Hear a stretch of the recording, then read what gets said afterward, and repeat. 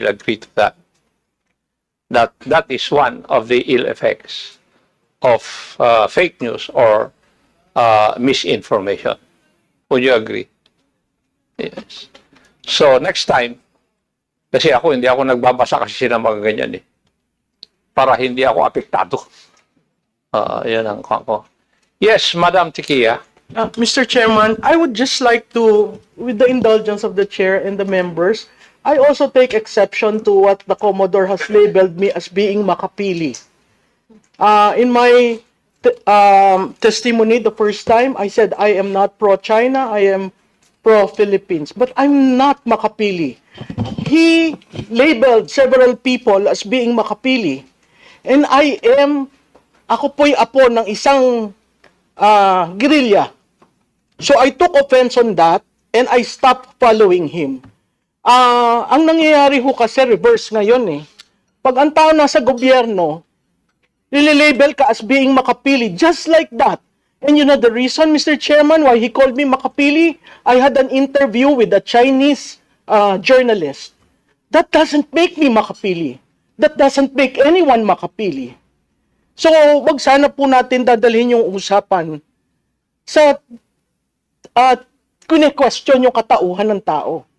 That's why I never followed him. I used to follow him.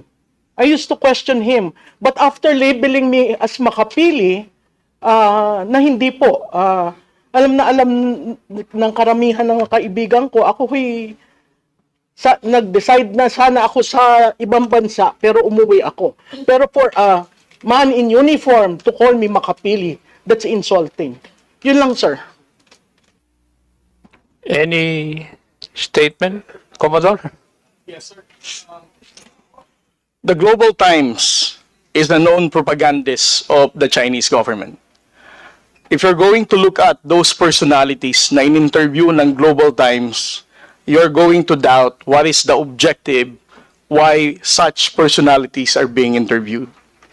If you're going to look at the posts of those people who were interviewed and who gave comments about our fight in the West Philippine Sea, I think that's where I'm getting that kind of assertion.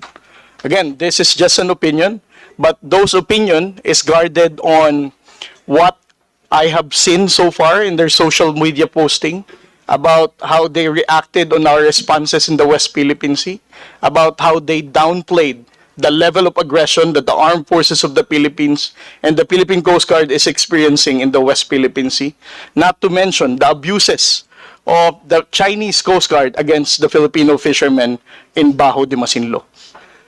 I am not labeling anybody as makapili unless you're going to support and toe the line for our fight in the West Philippine Sea. Ang laban po natin sa West Philippine Sea requires amplification of truth and factual narrative. Let us not distort the messaging of the Philippine government. Ang laban po ng West Philippine Sea, hindi lamang po ito laban ni Pangulong Bongbong Marcos. Laban po nating lahat ito bilang Pilipino. I agree with you, but that doesn't give you the right to label people unless you have concrete pieces of evidence. When you label people wrongly, they're committing a crime. Would you agree with that, Commodore? Yes, sir. I definitely agree. And that's why I'm looking into my social media whether I clearly identified Miss Malu Tikia as a makipili. Sir, you tagged me. That's why I stopped following you. And that was, sir, Mr. Chairman, that is one interview. I received invites for interviews, whether political, whether campaigns, and that is one. How can you label me without knowing me first? That's my point. Being makapili in your time and the time, it's something that we hold dear. We do not want to be labeled makapili. But he readily labeled me with one interview.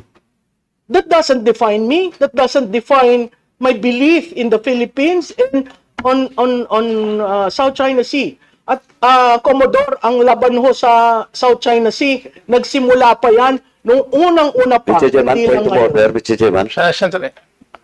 Thank you, Mr. Chair. Yes. Kaya nga po, nagkakaroon ng hearing na ganito dahil nagiging problema na natin yung fake news Otherwise, this issue would not reach Congress.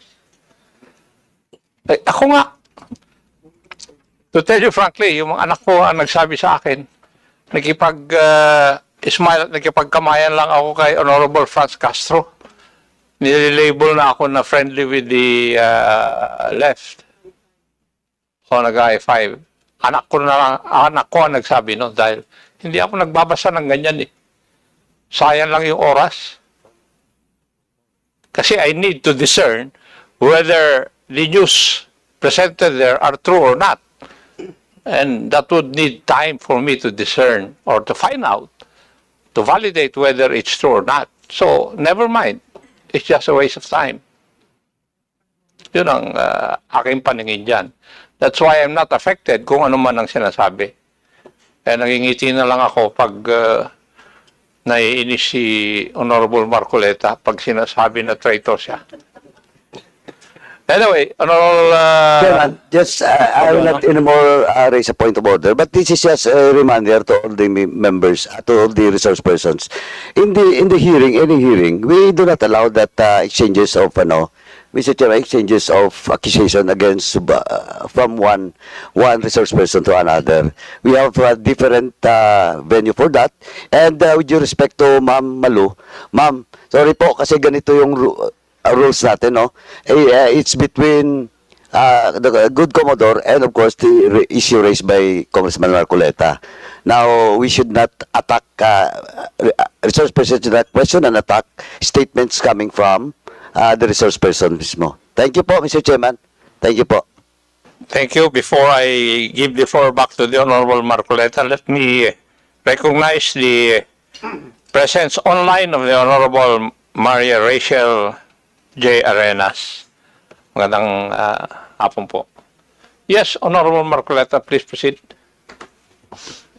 Colonel, did Commodore. okay. Commodore, you graduated from the Philippine Military Academy? No, sir. I'm 3 weeks short of my graduation. Would you like to say, or you would like to explain why you did not succeed in graduating from that great military academy? Yes, Mr. Chair. As what the chairman, General Acob, knows, we have the honor code among the Cadet Corps Armed Forces of the Philippines. I was charged of cheating with other 7 of my classmates, and it was a gentleman's agreement. If you violate the honor code, you formally file your resignation, and then you just leave, sign the clearance, and get out of the Philippine Military Academy. And that's 3 weeks before my graduation, sir. I never insisted because I respect the honor code. But did you violate the honor code? Yes, sir, we did. That's why I resigned for the good of the service. Okay, but that's not my question. We need to defend our exclusive economic zone with all our might and with all our life, because it is ours. Hindi lamang yung EEZ, merong continental shelf, territorial sea and all this. These are maritime rights, which even the UN Convention of the Law recognizes. We had an award, yung arbitral award between the Philippines and China, and the subject matter is the South China Sea. You know that, Yes, I'm sure. In that particular award, the tribunal ruled that the Scarborough Shoal is a traditional fishing ground. Yes, sir. I'm sure you studied that. Traditional fishing ground proceeds from the traditional fishing rights, or TFR, which is a private right fully recognized under public international law. Yes, sir. You agree? Traditional fishing ground. And in that award, the tribunal said, well, the Vietnamese, the Chinese, and the Filipinos can freely fish in that area because it is a traditional fishing ground. Mr. Chair, I think the good Commodore and the rest of the agency that is bound to protect our fishermen could have started along that line. Because a traditional fishing right is a private vested right. It does not concern territory.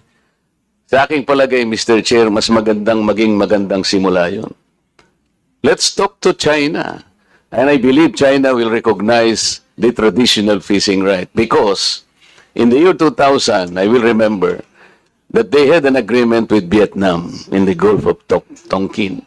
If you will study that. Nagkaroon sila ng agreement and they divided that fishing ground among themselves.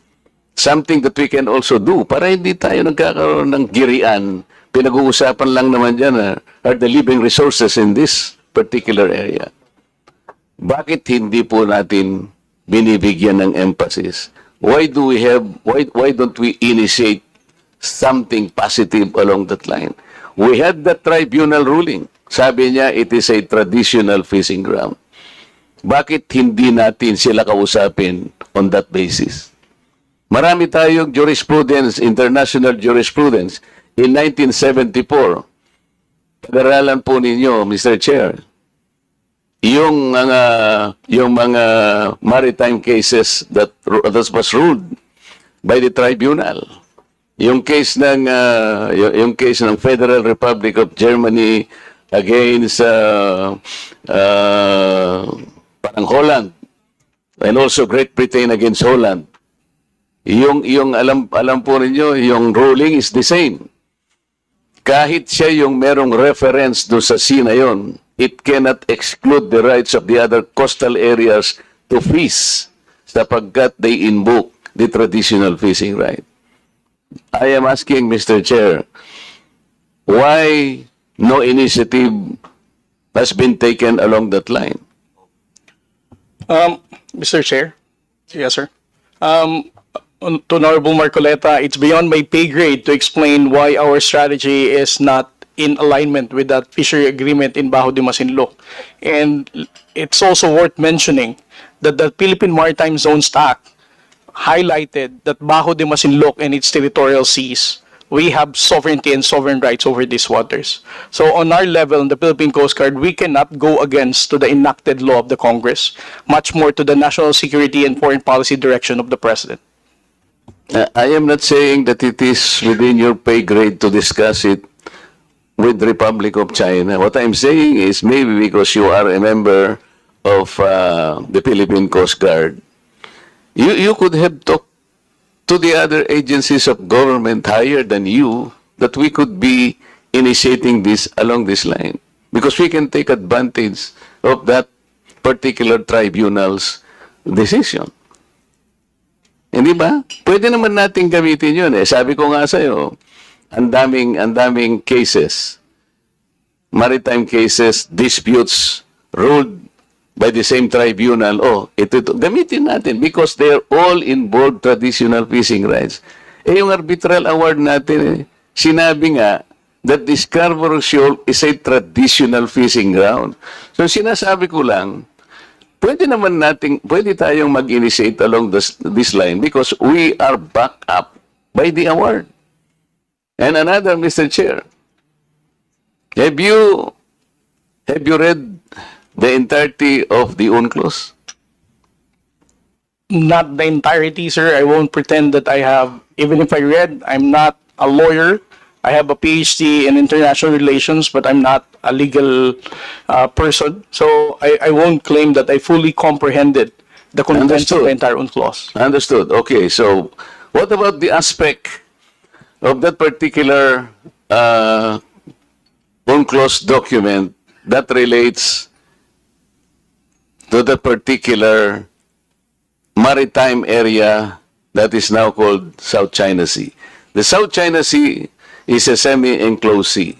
Did you find in the UNCLOS the significance of a semi-enclosed sea?